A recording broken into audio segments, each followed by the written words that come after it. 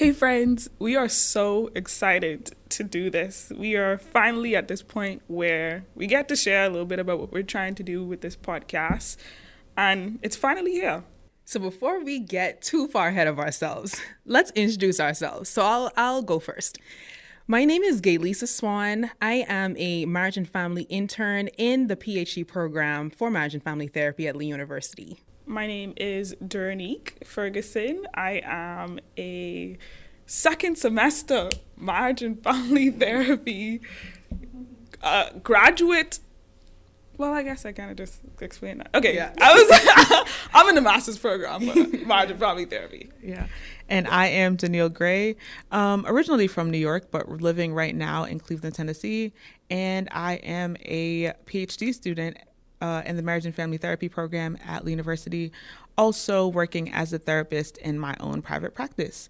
All right, y'all. So in diving in, we really spent a lot of time trying to prepare and make this something that's worthwhile and wanting to cover a bunch of topics that we'll get into in a little bit. But more so, before we dive into that, we wanted you to kind of get a feel for our hearts and our intentions and our vision behind all of this.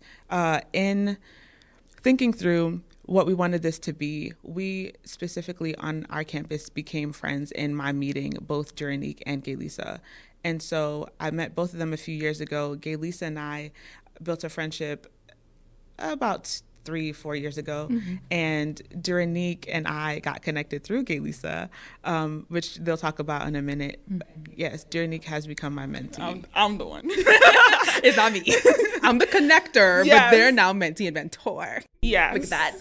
Well, I guess if we were to talk about our relationship, like in general, we've known each other our whole lives. Yeah. Like my parents and Gaylisa's parents are very connected. Mm-hmm. Both of us are pastors' kids, and so we have that connection. We went to the same high school our entire lives.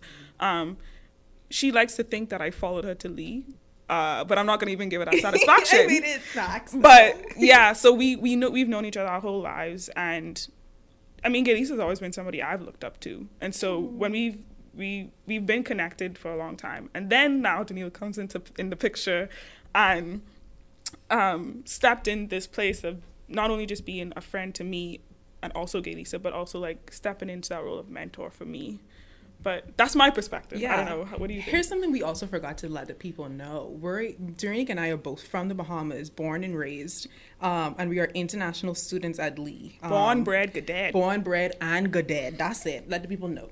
So that has been a huge part of our experience being adjusted as international students, being away from our families for this extended period of time and getting to develop in our career paths. As you kind of would track as we've been talking, we're all at different stages in the game in our career field in marriage and family therapy. Danielle's in her second year of the PhD program. I'm in the first year, and Duranique is a first year marriage and family first year student in the marriage and family master's program. So we've all been products of the master's program. It has informed a lot of who we are, and it's a huge part of our stories and how we interact with one another. So yeah. I will say too, we absolutely have the link of psych and of marriage and family therapy.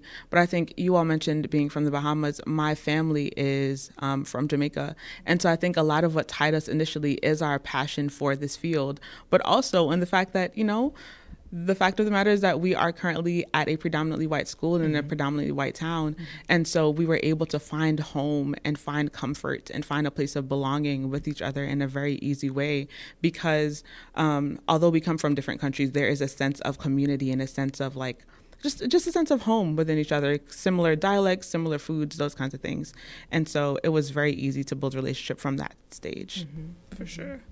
For sure. There's just a different understanding when we all, as Caribbean people, get together and talk. It's a different level of understanding. Yeah, and I remember that so vividly. Like when I first started spending more time with Danielle, it's just like the little things. That was like, oh, you understand it. I don't have to water down my accent. You get what I'm saying. Like the little things, the foods and all these things. We vibe with music. All those different things are just kind of that basis of connection. So it makes a huge difference when you have that belongingness component that I think has existed in our relationship as well.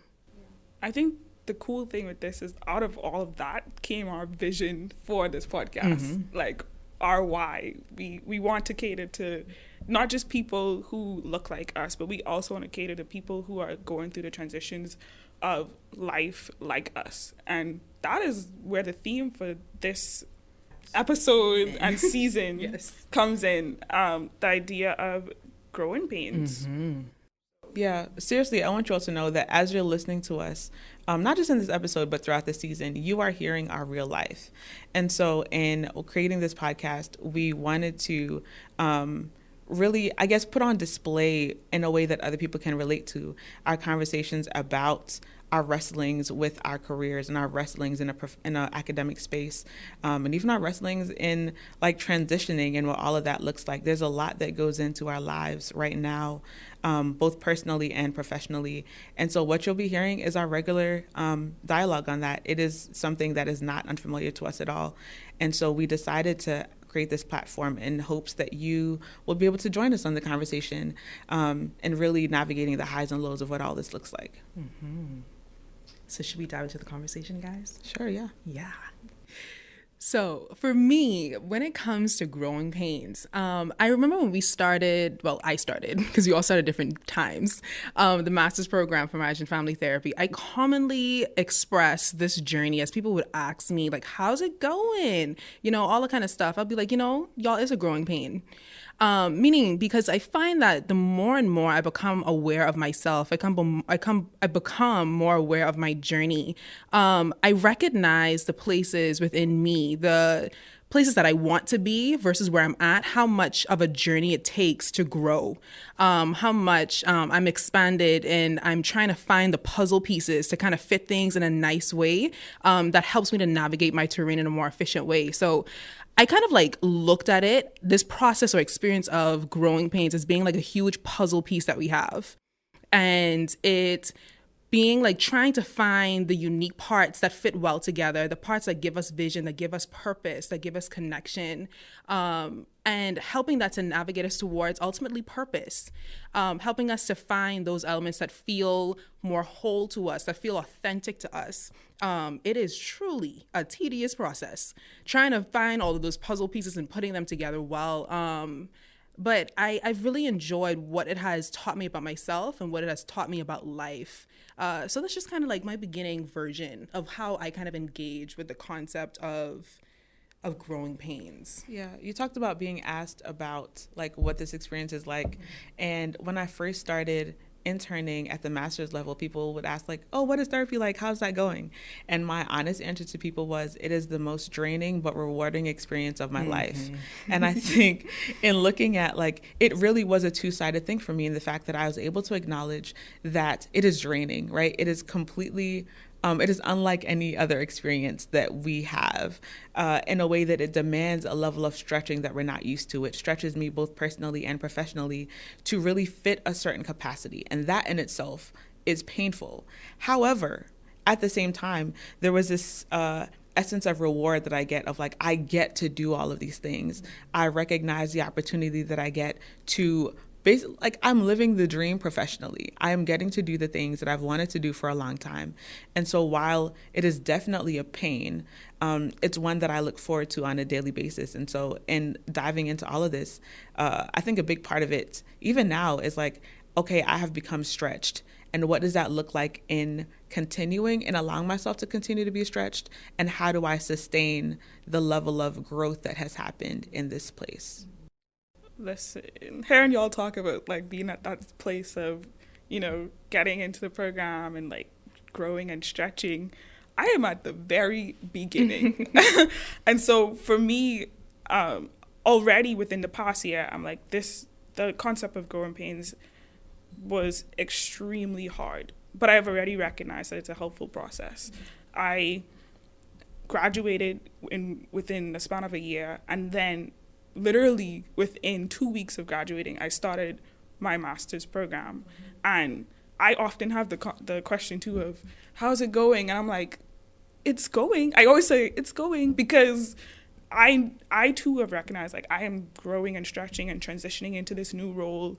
And I recognize the beauty of being able to be and sit with people in their hurt, but at the same time balance my emotions in that too. So growing pains is an ongoing process for sure. Something I feel like we are all encountering every day, not just a one situation type of thing. I think even in this process too, one thing that we have acknowledged in ourselves is that this is a really intentional pursuit, right? Like we didn't stumble into this. It's the fact that I am in this program that is stretching me. And by all means, I think we find spaces within this experience to be stretched. And so it's not a like happenstance thing. It's I want growth for myself and I want to be fully immersed in the process because these are things that I'm incredibly passionate about. And so how do I remain refined in the process? How do I remain like well informed on all the things and also well connected, both, you know, in our personal lives and also making connections in the field in a way that betters us holistically. Mm-hmm. And back to what I was talking about too, from in my perspective of growing pains, in those puzzle pieces, each one of those puzzle pieces would represent, like, for example, a class or a conversation I would have, and kind of putting those pieces together in a way that sometimes naturally fit or kind of had to find a way to make it fit. Those kinds of things, they help me to be able to find meaning and purpose in the journey. They help me to be able to see the possibility of growing beyond what my capacity looked like, which inherently helped me in different ways to build a new sense of competency and resiliency in the midst of the discomfort of the process and the discomfort of trying to figure out which puzzle piece went together. How can I make these different connections? How can I see the full vision, the passion and the purpose of this experience for myself? So as we've been talking about, even the idea of either going into seeing clients or seeing clients, one of the most rewarding things for me in that growing pain is being able to see more of myself and being able to see more of the world that God has made in such a beautiful way through those kinds of conversations and those interactions. I think one thing I definitely want to highlight, though, I think you talked about like that place of being in discomfort. One of the things we definitely going to talk about is being uncomfortable. Mm-hmm. Like, I already know we're about to hit a lot of the places where we're like, you know what, we don't even want to talk about this, but we have to because you gotta talk it through. It's real. Yeah. Mm-hmm. So yeah, I'm prepared. I'm prepared for us to kind of dive into that, you know, uncomfortable conversation. And listen to each other as we journey through this. Yeah. And I think too, like in doing this, that it's not, as you mentioned, it's not for fun, but it's a thing that is necessary because it is meaningful and it is purposeful. And so like we are embracing all of the discomfort, even in recognizing, Gaylisa, you touched on this a little bit, of finding who you are in the midst of the process. And so, yes, we're learning all of the techniques and we're learning all the ways of running business and all of those things, but also like, who in the world am I in the midst of this process? Where, like, what are the parts of me that I am finding that I didn't know was a part of me that I now know because it's highlighted in a certain context? It's the finding yourself, y'all. It's the finding the parts of you that you're like, this was here and I've been able to ignore it for a long time. And now that I'm, I was just gonna say them parts we really don't like. Don't like it, been hiding. Shadows. Exactly. And now that I'm in it, like I'm in the thick of it and I need to navigate what to do with this because it's not beneficial for my future or for my work.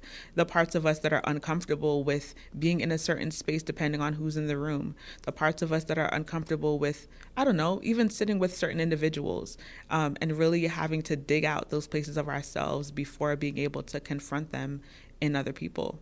It's a really personal process.